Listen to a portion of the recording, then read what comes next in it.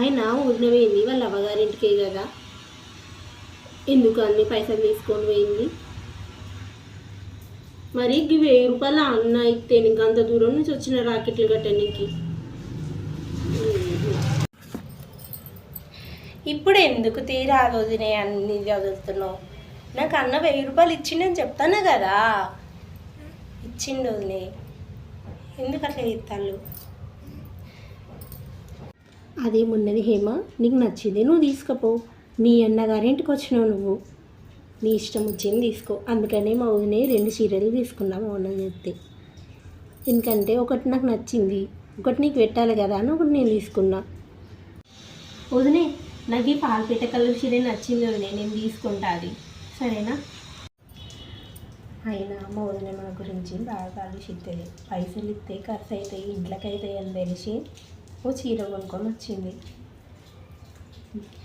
ఇంత ఆలోచిస్తుంది మా గురించి, నేనే తప్పుగా అనుకున్నా.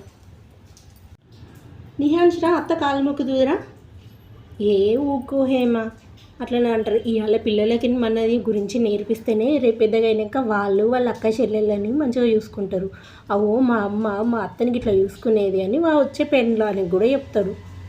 రేపు మన ఇంటి ఆడపిల్ల వేరే ఇంటికి పోయినా కూడా ఇదే సాంప్రదాయం పాటిస్తుంది. అందుకని ఏదైనా పిల్లలకి ఫస్ట్ చెప్పాలి, తర్వాత అది మనం చేయాలి. ఏముందిలే, మా ఇంటికాడ మా వదిన కూడా అంతే. వాళ్ళ అవ్వగారింటికి కాంచి ఏం తెచ్చినా ఏమైనా అన్నీ చెప్పేది.